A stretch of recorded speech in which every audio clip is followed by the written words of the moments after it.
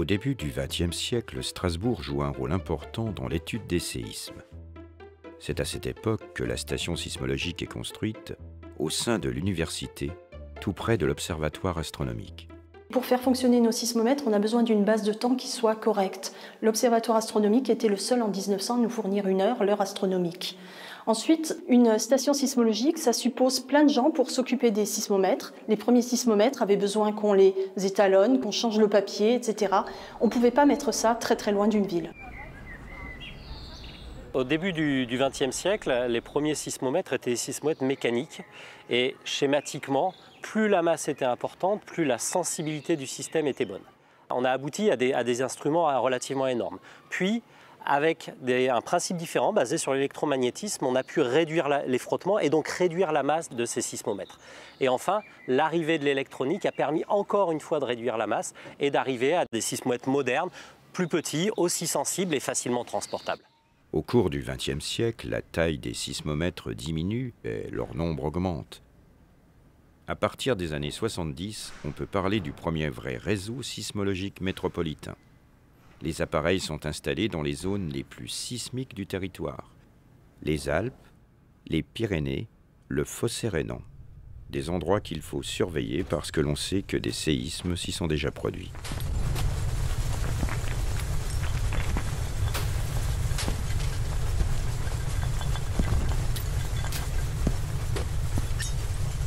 La répartition de ces stations est encore assez inhomogène, ce qui fait qu'on n'a pas une compréhension très correcte de la sismicité de la France, de la structure profonde sous la Terre. Le projet Récif et la composante sismologique du projet Récif est dédiée à densifier ce réseau sismologique français, à l'homogénéiser pour qu'on ait une couverture complète du territoire métropolitain. Récif, c'est un grand projet instrumental qui implique de nombreux organismes de recherche et d'universités. C'est un projet national. Il y a deux grands objectifs.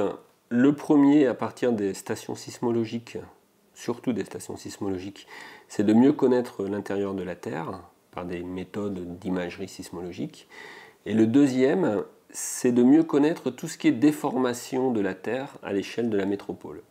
Donc cette déformation de la Terre, elle peut se produire à différentes échelles de temps et d'espace. Donc ça peut aller de la tectonique des plaques, le mouvement des continents, aux déformations lentes autour des failles quand les failles se chargent, à la sismicité. Donc on a toute une gamme d'appareils qui permet de mesurer en fait cette déformation à différentes échelles. Le gravimètre absolu de Strasbourg servant principalement à caractériser les déformations globales de la Terre jusqu'au noyau terrestre. Les GPS permettant de regarder les déformations lentes, tectonique des plaques, déformation des chaînes de montagne, et la sismologie, elle, permettant de regarder les déformations rapides, c'est-à-dire les tremblements de terre. Donc naturellement, l'EOST, qui a une composante sismologique, une composante géodésique avec un réseau GPS et la composante gravimétrique, naturellement, l'EOST s'est trouvé impliqué fortement dans Récif. Ce nouveau réseau sismologique qu'on va bâtir dans le cadre de Récif pourra quelque part être considéré comme une antenne sismologique. Qu'est-ce que c'est qu'une antenne sismologique? Quand on a peu de stations sismologiques, qu'elles sont espacées les unes des autres, on est obligé de traiter les enregistrements, les sismogrammes de manière individuelle, un par un. Quand on a un réseau sismologique très dense, qu'on appelle une antenne, on ne traite plus les enregistrements individuellement, mais au contraire, on va regarder le mouvement du sol en même moment à l'ensemble de ces stations sismologiques et on va recréer directement le mouvement du sol à travers tout le territoire métropolitain. On va d'une part améliorer significativement notre capacité de détection des petits séismes en France métropolitaine et de manière beaucoup plus homogène sur l'ensemble du territoire. On devrait aussi améliorer notre compréhension de ces séismes. Pourquoi est-ce qu'ils se produisent à tel ou tel endroit? Et puis, on devrait aussi améliorer aussi significativement la qualité, la résolution des images du sous-sol qu'on fait à partir des données sismologiques, notamment ce qu'on appelle les images tomographiques. Vous regardez une bassine d'eau avec une surface qui bouge. Au fond de l'eau, vous voyez des jeux de lumière. Et ça, c'est dû au mouvement de l'eau. C'est pareil dans la Terre. Quand il y a des ondes sismiques qui passent, il y a certaines zones de la Terre qui vont focaliser les ondes, d'autres qui vont les défocaliser, qui vont les ralentir ou accélérer. Et nous, en regardant juste les ondes qui arrivent de l'autre côté, on peut reconstruire l'image de la structure à travers laquelle l'onde s'est passée. La tomographie permet vraiment de sortir des informations qu'on peut ne pas du tout soupçonner à partir de la surface. Mais l'objectif, c'est vraiment de comprendre comment les Alpes se sont formées. Aujourd'hui, elles ont une structure qui semble assez complexe. On en a une petite idée, justement, les images d'appareils vont nous donner une meilleure idée de l'état actuel. Et ensuite, on va essayer de comprendre comment elles se sont formées, pour savoir comment les chaînes de montagnes un peu complexes comme celle-ci fonctionnent. C'est à travers ces images-là qu'on commence à comprendre quelle est la structure des Apennins ici et des Alpes pour Alpare en profondeur, et qu'on peut essayer ensuite de comprendre exactement quel matériau est là, comment ça a été formé, et ainsi de suite.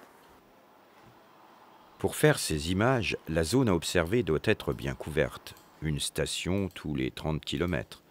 Le temps de l'expérience des projets comme Alpare demande l'installation de stations supplémentaires en complément de celles de l'ossature permanente de récif.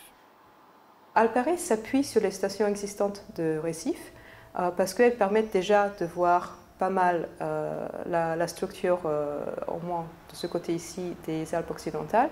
Avec Alpare, on va densifier le réseau, mettre plus de stations, ce qui va nous permettre d'avoir une image un peu plus fine. On attend beaucoup du nouveau réseau sismologique. Par exemple, une meilleure connaissance du fossé rhénan. Les failles actives qui courent le long du Rhin sont méconnues, et l'on espère que la densification du réseau permettra d'y voir plus clair. Le fossé rhénan, toute la région Alsace, c'est une région qui est historiquement qui est active, dans le sens où il y a une sismicité qui est régulièrement enregistrée. Il y a des petites magnitudes, mais il y a aussi des grosses magnitudes. L'activité sismique de la région, on la connaît, elle existe, on la mesure. Donner une explication à cette activité sismique, il existe des failles, mais en surface, on ne voit pas de déformation. Donc, ça reste encore un peu l'inconnu.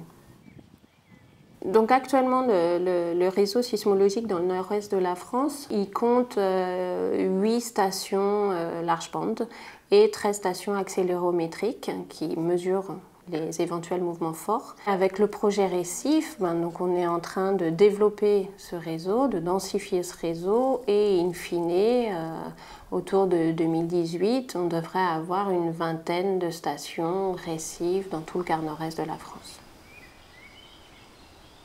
Ce qui est très intéressant aussi par le fait de densifier un réseau sismologique, c'est qu'on va enregistrer, on va descendre en termes de magnitude, c'est-à-dire on va enregistrer plus de petits séismes. Et les petits séismes, ils sont très intéressants parce que la position de l'hypocentre peut nous donner une indication sur la localisation des failles actives, la localisation de structures qui potentiellement peuvent donner des séismes plus importants. Voir l'intérieur des objets. J'ai trouvé ça fascinant quand j'ai commencé, je trouve ça toujours fascinant qu'on puisse faire ça. Et il y a de plus en plus de nouvelles techniques qu'on peut mettre en œuvre pour faire toujours mieux, toujours mieux, toujours mieux. Donc ça c'est super.